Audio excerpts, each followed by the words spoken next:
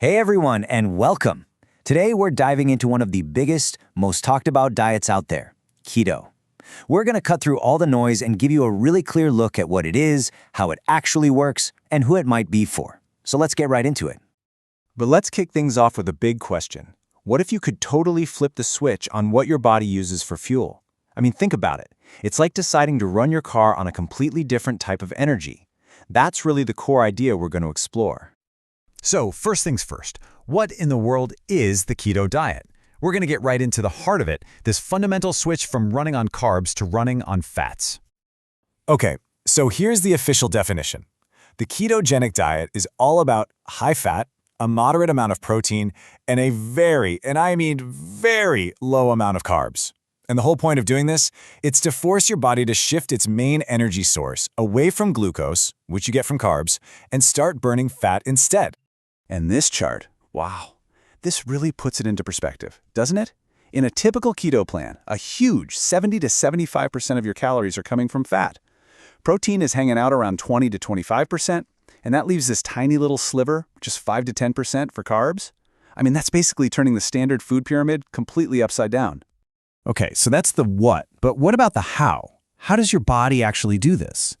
Next up, we're going to dig into the science behind this big switch and what happens when your body enters a state called ketosis. All right, here's the absolute core of it. Your body literally swaps its main fuel source. Normally, your brain, your muscles, everything runs on glucose. That's just sugar from carbs. But on keto, you take those carbs away, and your body's like, whoa, where's my fuel? So it has to find an alternative. And that alternative? These things called ketones, which are made from fat.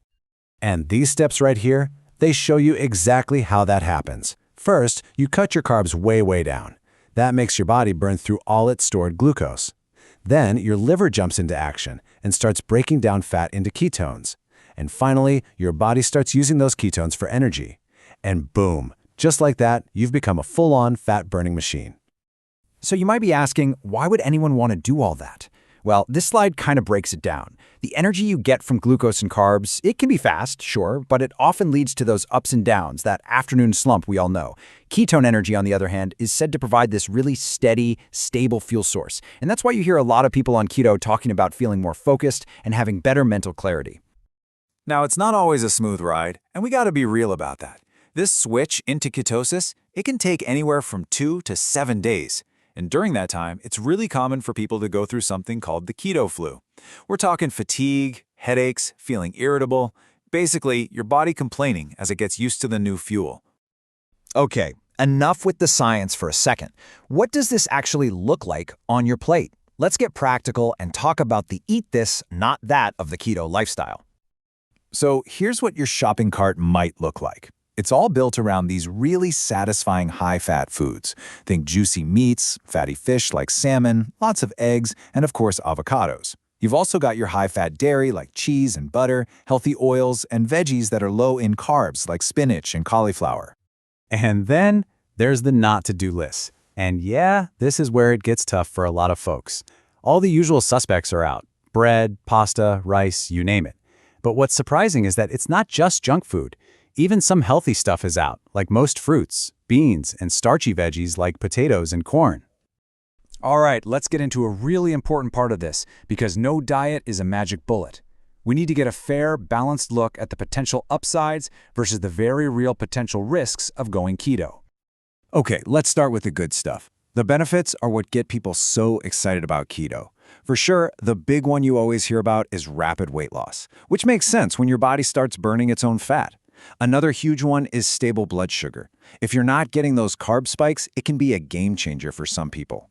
And that's on top of that mental clarity and reduced hunger that we talked about.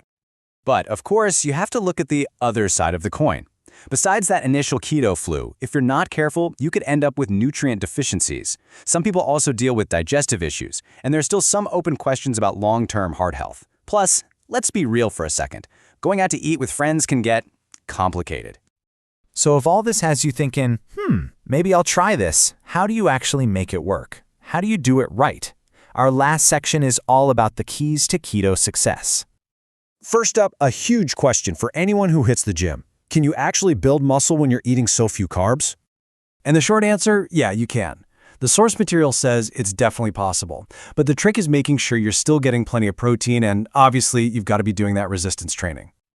Okay, now for maybe the most important question we'll cover today. Is this a one-size-fits-all kind of deal? Is keto right for everybody? And the answer is a big, clear not for everyone. This is one of those times where you absolutely 100% need to talk to a doctor or healthcare professional before you even think about starting, especially if you have any history of liver, gallbladder, or metabolic issues. Seriously, don't skip that step. So if you and your doctor decide it's a good fit, here are 4 tips to really nail it. 1. Track your macros. It's the only way to know you're staying in ketosis. 2. Drink a ton of water and keep an eye on your electrolytes. 3. Don't just eat bacon and cheese. Get a good variety of keto foods in there. And 4, meal prep is your best friend. Plan ahead. You know, there's a quote in our source material that I think just hits the nail on the head. Success lies in consistency, knowledge, and making choices that align with your personal health needs and lifestyle. It's not about forcing yourself into a box. It's about finding what works for you. And that really brings us to our final big idea for you to think about. When it comes to any diet, not just keto, is the best one really about following a strict set of rules? Or is it about finding the right tool in the toolbox for your own personal health journey? Something to chew on. Thanks for sticking with us for this one.